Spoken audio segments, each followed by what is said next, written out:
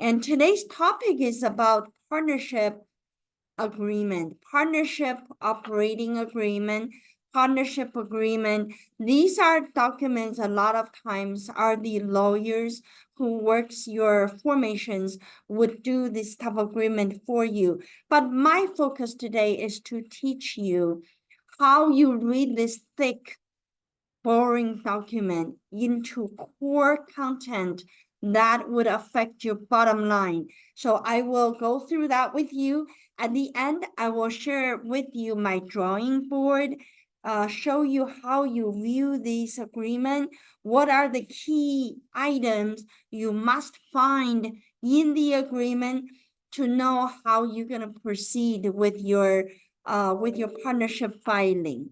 With that, and then let's look at our website.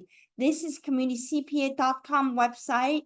You always come over here to look what's new. And I know we posted this 10 best tax planning opportunities for 2024. This is part 1. There's part 2 coming up, and just make sure you follow us. And everything we talk about really here, it is on YouTube channel because we just simply finish webinar that we post on the YouTube channel so folks can go on to search for that. And with that, and I want you to see that we're almost at 6,000 subscribers. Give me a little push and subscribe to our channel. Make us go over 6,000. And we also have more than 1,000 videos right here. And you literally can search. You search whatever you want. If you want to know 401k, you search 401k. Then everything related to 401k gonna come up for you. So this is the power of the internet, power of social media, and I hope you fully enjoy that. Now, let me go to my PowerPoint. I'll start sharing. Our title, How Partnership and Operating Agreement Impact Tax Filing. And this is the topic we have today. And our next slides actually shows to you who our firm are. So about our firm, we're here long enough that to be a well-doing firm. We work with a lot of cases. We work with a lot of clients. Our experience is tremendous. So when you come to do a professional service to anybody, I think the biggest thing for you is to look for someone had already walked the walk and knows how to do the service for you, instead of getting into someone that who are learning with you. Does that make sense? And we also are very good at sharing. We don't hold anything back. We believe that if we share our knowledge, it's like water in the sea and the boat will go up. We believe that we work with you, we learn together so we can actually arrive in the better, higher place. And I myself has a great background and credentials, and I have been the advisor to IRS for 3 years with this federal advisory committee. So that is kind of if you have to highlight. And I also tell you that we do a lot of tax audit, tax compliance audit, work with IRS. If you say that, well, Ying, what kind of record you have, I will tell you that we worked more than 1,000 cases, and every year we have new cases coming in. And one thing I can tell you is that when we work on audit, we are hardworking. And if you give me a bag of receipts, says that Ying, one of the receipt is in here, I can't find it, but it is what auditor asked for. You know what? We actually look for it. We don't just look at the pile of receipt, goes, oh no, we don't have time. No, we know everything counts. So we are hardworking. That's really what I can contribute to brag about our firm, brag about our work ethic. And I wrote 2 books. Right now, they're all both online. You can buy them on Amazon. One is teaching you how to start a business. The second book, the 10 a.m., is how to grow your business.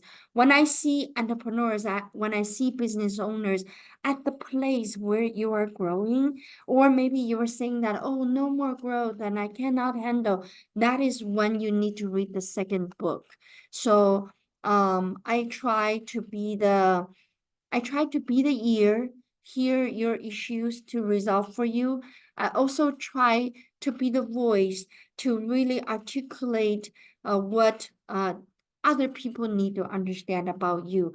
Because as a business entrepreneur, it's a lonely game. Sometimes there's no one understands you other than yourself, not even your spouse. Never mind about politicians, right? So we want to get involved with our life. We want our business to go well. And not only you need to talk to your spouse, make them support you, and also you need to talk to your children so they can grow up to support you. You need to also talk to politicians so they make the right policy to support the business growth. No responsibility disclaimer is always a place where we make sure that you watch your content, right? And be sure you understand the content, apply it right. If you don't understand it, come back to us. We will take care of you. And the first thing I want to talk to you about is this partnership agreement. This agreement is a legal document. Okay. A partnership is governed by the partnership agreement, which specifies the right, the obligation of the entity and its partners. And simply the LLC is governed by a operating agreement. So you kind of now know that, okay, it is similar things, but in partnership, when you joint venture with someone, form a partnership, that is called a partnership agreement. When you are a LLC with members inside, that's an operating agreement. So under the operating agreement or under the partnership agreement, you see that I talk about the right and obligation. These are things related to status of the members or the status of the partners. Are you passive and you are active? Are you general partner or you are limited liability partner? So those are the things related to rights and obligation. But the document also addresses certain tax issues, important one, ladies and gentlemen, because it is so related to your bottom line, you cannot not see it. So the agreement has to talk about equity, which means who put in what, who owns percentage of how much of equity. So for members, it's member unit. For partnership, is your partnership unit, but it's equity units, right? So the total is 100, you have 50, she has 20. That's what you are doing. Profit. The profit is about this entity's profit. You form a partnership, you got a profit. How you split the profit? You form this entity, you got losses. How do you split the losses? And you form the entity and one of the partner work there full time, the other partner don't work there. So how do you do this guaranteed payment, right? So all of these need to show up on your agreement. If you're like, oh, I don't know, the agreement is 59 pages, I don't know where they reside. Well, then you need to know. A lot of times when I get a partnership agreement from the lawyer and we got this new partner coming to our firm and we have our lawyer read through the agreement and list all the things that is related to compliance, related to ownership, related to taxes. So then we use that to set up your taxes and to know exactly how we implement a dollar coming from partnership and how you're going to pay taxes on that. And other than that, and you want to know the partnership tax basics.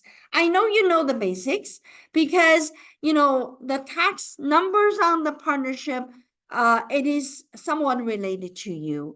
And the entity the partnership itself issue a K1 to you. So you take the K1 and then to your other CPA or to the same CPA and then to do your personal tax return. You know that. That is what we called Schedule K1. Whether the LLC or the partnership, they all issue K1. And their K1, and typically you will see K1 1065. And itself, the partnership itself doesn't pay federal taxes to the federal government, right? It's passed through to your 1040. And I want to add right here, it probably passed through to your trust. It's probably passed through to your C corporation. All right.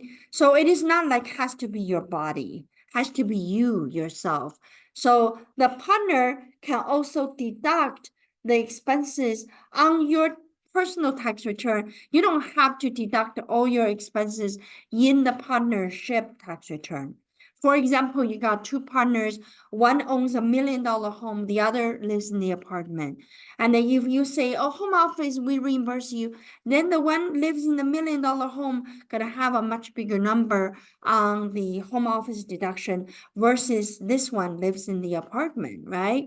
So in that case, you want to take that to your personal tax return to deduct additional expenses that related to the partnership business, but yet not deducted. So that is kind of the basic of partnership, right? Then, of course, the tax allocation is a big deal, and the partnership are allowed to make special tax allocation. What that means, I will draw you a chart and make you totally get it. But the allocation for losses and deduction, it is what the flexibility the partnership has, and you want that to be articulated properly inside of your agreement, right? And with that, for example, I have the third bullet point is example, and is one of 50% of high tax bracket partner is allocated 80% of the partnership depreciation deduction, and the other 20% allocated less. That is absolutely the flexibility. What we mean, yes, you can allocate the losses to one partner more, to another partner less. All right. So with that general guidance we have, so now I am going to stop sharing my PowerPoint and I will go to a whiteboard with you.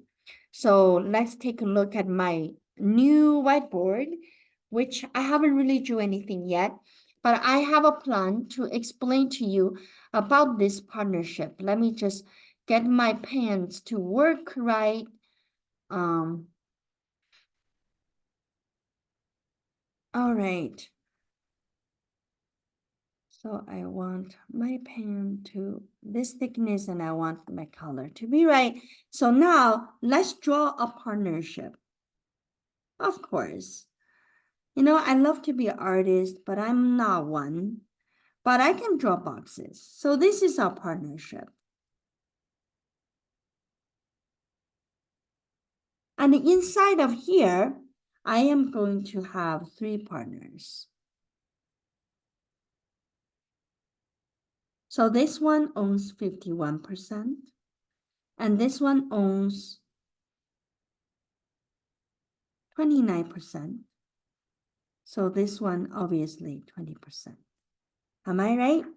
So this one is a company. It's not a person. And this one is a person. This one is a person. So that means I have 3 partners. And one partner, this is Tony.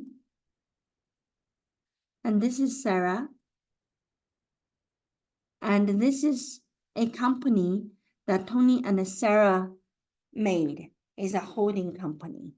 So now the 3 partners, Tony, Sarah, holding company. And it's a C Corp. Now, Tony owns 51%.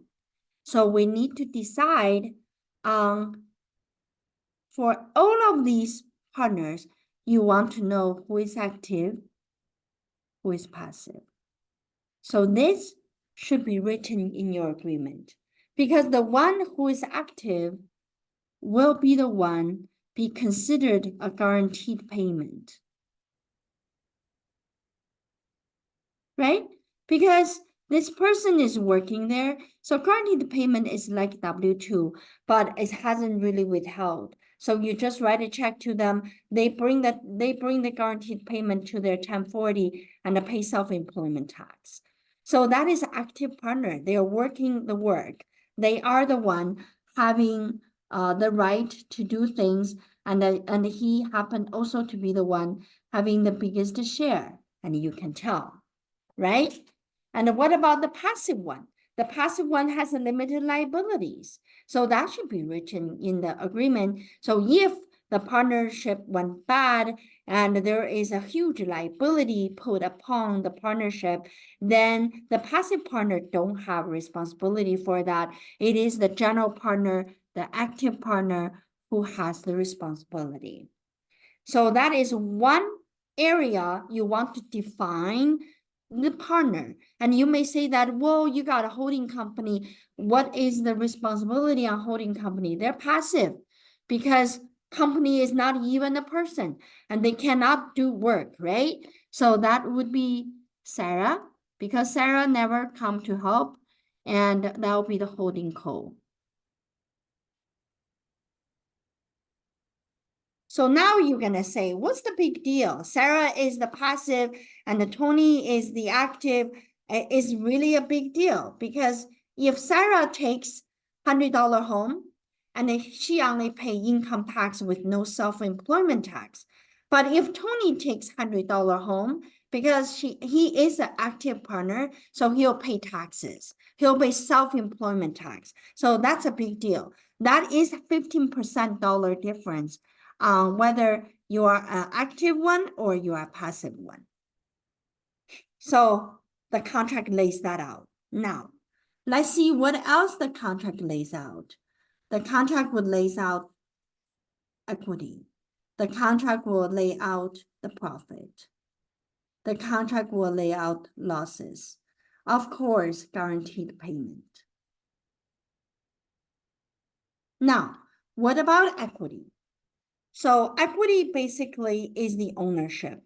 So maybe in the initial time, when this company partnership was formed, we need $100 working capital.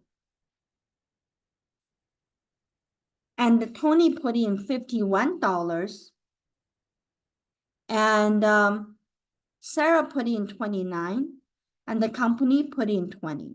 So that's how you come up with this $100 capital. Now, if you sell the company one day and you sold for $1 million, then that means based on equity, you give that 510,000 to Tony, you give 290,000 to Sarah, and the company take 200,000. So the equity is where you will ultimately divide the ownership. So that ratio doesn't need to change. It can stay the same, and while you are maintaining your partnership. Now, what about profit? Profit is coming in each year, right? And the agreement, the partnership agreement can say that we will separate our profit differently. And we're going to give 80% of profit to Tony and 10% to Sarah and 10% to company. You see how they defining their ways to divide the profit? Because Tony is really the player. Without Tony, no partnership. Without his golden touch, no money is made. So we agreed to give him 80%. So that ratio is not the same as you see over here on equity. What about losses? You say that, well, Tony don't really want, for losses, we actually want that to be even, 33%, 33%, 33%. So you got 33%, 33%, 34%. So that gave you the 100%. So you can divide it for different kind of reasons to lay it down. That has to be in the agreement. So the tax return will be done based on the agreement. Then of course, guaranteed payment. You'll be like, oh, guaranteed payment. Guaranteed payment come before the distribution. So if we only made $100, and we say we're going to make guaranteed payment for $100, then you have zero to distribute, right? So that is what the guaranteed payment is. It is literally equals to W-2 for that person, except you did not pay, the partnership did not pay Social Security Medicare match. So the person who take the guaranteed payment will pay taxes, will pay self-employment tax on his on Tony's own 1040. So that is kind of how, when we look at the partnership, you see how important that is to know where that agreement says what, right? So you know that how to go follow up on these categories, then do your 1040 properly. Otherwise, your K1 would not be right. So with that said, I will summarize. In your partnership agreement, you need to know who are the partners. The partners. It don't have to be a person. It can be a company. So you come up with a partner. Number two, you need to decide the roles of the partner, the responsibility, and what role they play. Are they active, passive? So what are they doing in each of the, in their roles, right? Define that. Number three, you want to make sure that the ownership is properly defined based on the investment they put in initially, right? So you can decide on that and make a note on that. Maybe Sarah don't have money, so she couldn't give you the $29. Then she owes the partnership. She needs to pay the $29 to the partnership to get the equity, right? But it doesn't need to be there right away. When you set up the partnership, you can always do it while she is making money. So that's number three. Number four, define profit sharing, how to share the profit. Number five, define how to treat losses. You know, you cannot just one-way street thinking that you will always make money. You're never going to lose money. You know, that doesn't happen. Entrepreneurs like ourselves, we know that. And we're just brave. We just come out and do this, and who knows what happened, but we take the best shot. All right. So number five. And number six, the guaranteed payment. And you can always make the guaranteed payment a little bit flexible, say 10% profit, 20% profit. So no profit, no guaranteed payment. That's totally reasonable. So you want to get the partnership agreement to cover 1, 2, 3, 4, 5, 6. So this is what we want to convey to you, ladies and gentlemen, and we hope that this gives you such a clear picture. Now you know exactly when you go to the attorney or you come to Community CPA for service. We do have legal service here at our firm, and we can get that agreement with all of these content in there. Of course, there's other legal documentation need other things in there, but this is really important. Make sure that you at least cover these items. All right, so that is the picture of what we want to show you. And at the same time, I want to go back to our PowerPoint. So our PowerPoint, where I am going to show the PowerPoint. All right, So that is our last allocation piece. And then we went in to show you the drawing. This is just my earlier drawing. And then I want to give you the screen where you know that on our website, you can actually click each one of these partner to get a consultation service from us.